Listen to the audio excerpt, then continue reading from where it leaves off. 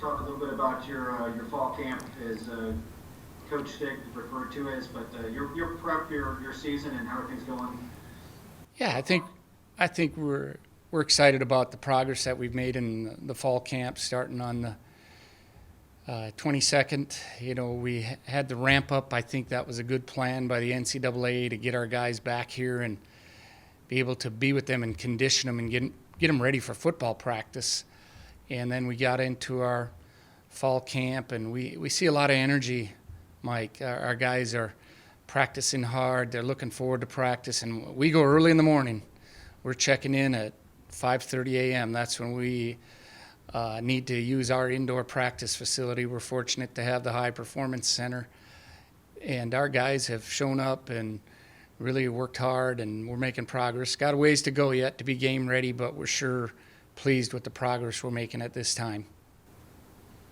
Hey, Bubba, a lot of younger quarterbacks and new quarterbacks in the league this year. Where are you sitting with that position? We're young.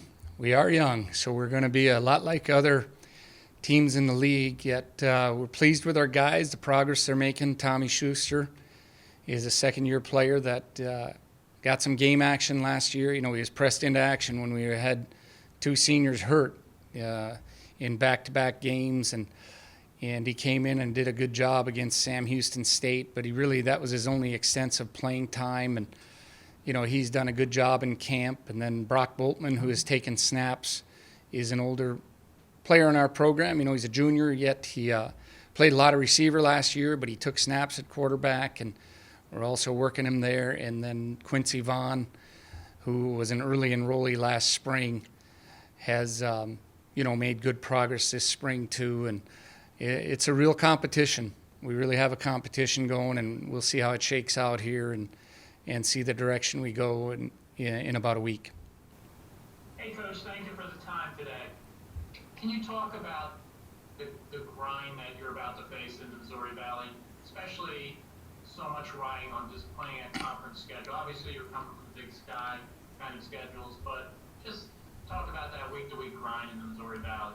Yeah, obviously, very good football, and we spent a lot of our time this last year trying to learn about the teams as much as we could and see that it is a very good league, and knew it was a very good league because we had played some of the opponents in the past: North Dakota State, South Dakota, Missouri State. So we're just preparing our guys to play football at a high level, and that's what we need to do. The one thing that we are looking forward to is some shorter trips.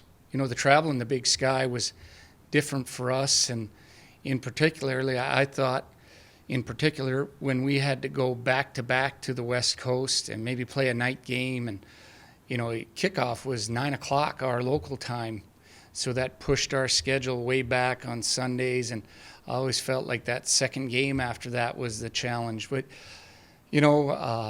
we know it's going to be tough competition. We still think it's the right thing for our institution, and we're really excited about being in the Missouri Valley. We were recruiting the Midwest, and now we play in the Midwest. And we've got players from other areas too, but our prime recruiting area is going to be the Midwest, and now that matches the league that we play in.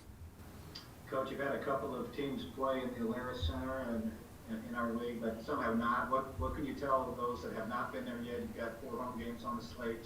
What would you tell the teams about the atmosphere that you guys have there? Yeah, I think they won't have to. I don't think we're going to have anybody out in the parking lot, so they won't have to deal with that this year. But we think that's always fun to have our crowd welcome them, and I think we have good fans and the atmosphere. We think we have a good atmosphere. It's an indoor place that gets loud. Obviously, the numbers will be down a little bit this year because of the crowd restrictions, but it's a great place to play. It really is. We put in a new surface this year. We think it's a really fun place to play football. I know it's been good to us as the home team, but we've also had visiting teams come in, and I think they like playing in the Alaris Center. Yeah, Coach. You do anything differently as you look at a season that everybody's talking about how important depth is and not wearing and tearing on bodies? We've talked about it a little bit, but practice-wise, is there anything you can do to try to make sure that maybe the back half of your depth chart is ready to go? Yeah, we're doing that in our practice plans, how we're giving reps to a number of players. I think we really got to prepare a lot of players because we know that the games coming up are going to be real physical games, and we've always tried to prepare as many players to be ready as we can. But this year, I think we've had a better opportunity to do that. We were fortunate enough to get 7 practices last spring, and we had 15 in the fall, and we're going to get all our practices before we play games again. So you got to take advantage of those times, and the walkthroughs that we had during ramp-ups and during the fall really should help us. And we'll see if all that shows up. We're hoping it does, and we've been pushing our guys that youth is never an excuse, and especially in these times, it's different. I think you heard the other coaches allude to that too, that these guys are different. The fall camp that's going on right now is a lot different when they would be here just a short time in the summer and then start in August. So, yeah, we're very well aware that we're trying to prepare as many bodies as we can ready for game action.